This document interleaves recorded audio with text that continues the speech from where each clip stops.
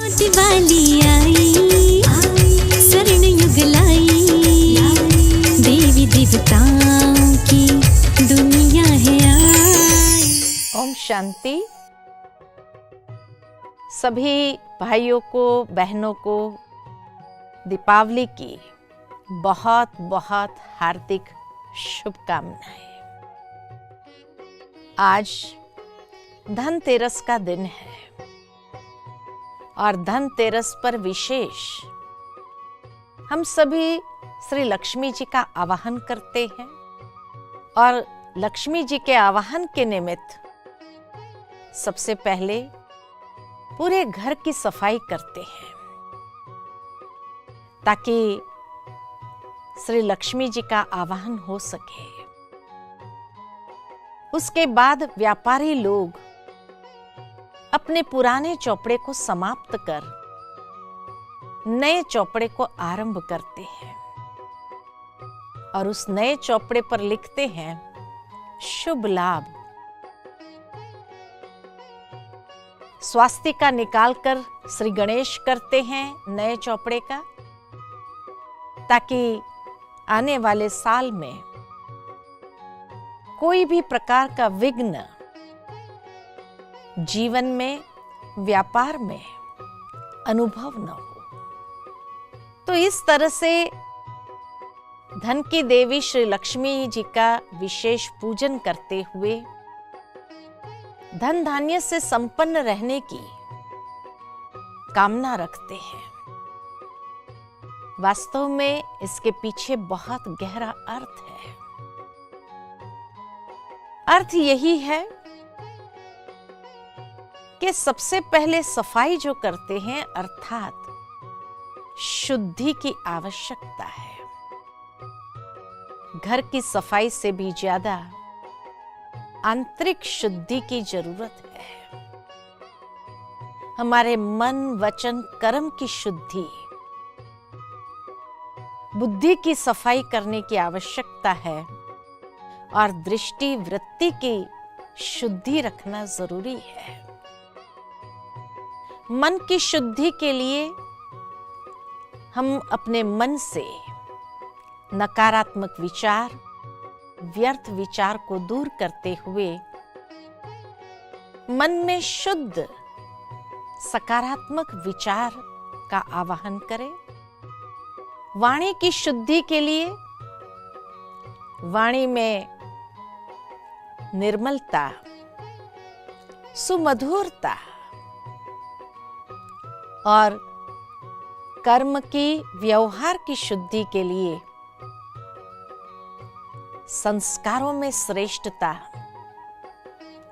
कर्म में श्रेष्ठता लाने की जरूरत है।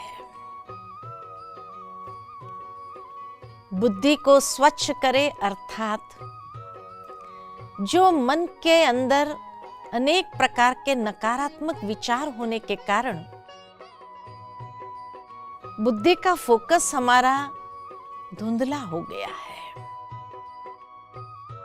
जब सकारात्मक विचार पनपने देते हैं तब बुद्धि का फोकस भी स्पष्ट हो जाता है और विशेषकर दृष्टि वृत्ति की पवित्रता को अपनाना है। इस तरह से हम अपने भीतर की सफाई जरूर करें। तो इस दीपावली पर यह संकल्प जरूर ले कि इस तरह की आंतरिक शुद्धि,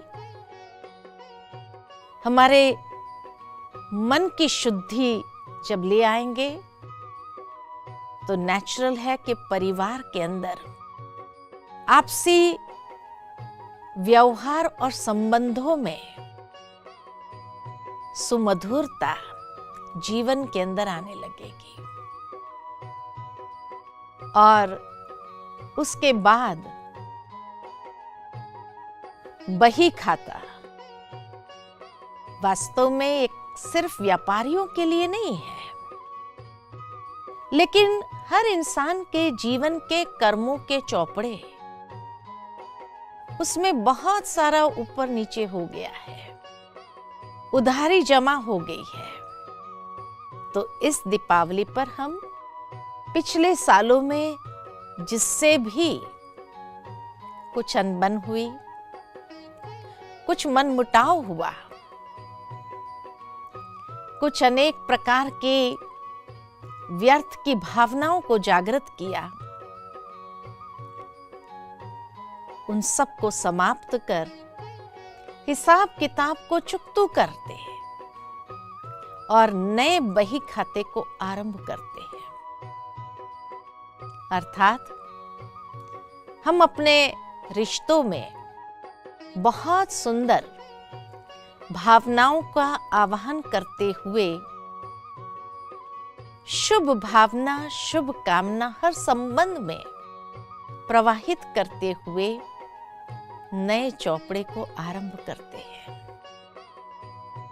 उसके लिए जैसे व्यापारी लोग हमेशा उस चौपड़े को आरंभ करने के लिए सर्वप्रथम लिखते हैं शुभ लाभ। अर्थात जीवन के अंदर लाभ तो तभी होगा जब लाभ का उल्टा कर दिया जाए, अर्थात भला। कि जब मनुष्य हर इंसान का भला सोचने लगे,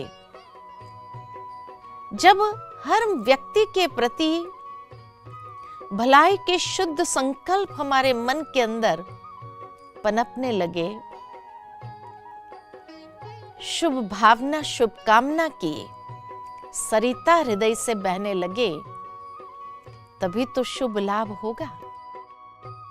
उसके साथ साथ स्वास्तिका निकालते हुए श्री गणेश करते हैं। स्वास्तिका शब्द जो है संस्कृत के सुअस्ति शब्द से निकला है। सु यानी शुभ, अस्ति यानी जो है, जो सदा ही शुभ है। जीवन के अंदर जो कुछ भी होता है उसको सदा शुभ समझते हुए स्वीकार करना। कभी कभी कई विघ्न भी अगर आते हैं, कई रुकावटें भी जीवन में आती है, उसके पीछे भी कुछ न कुछ कल्याण जरूर समाया हुआ होता है। उस कल्याणकारी दृष्टि से देखे, ऐसा नजरिया अपना बना दे, क्योंकि जीवन के अंदर जब भी कुछ होता है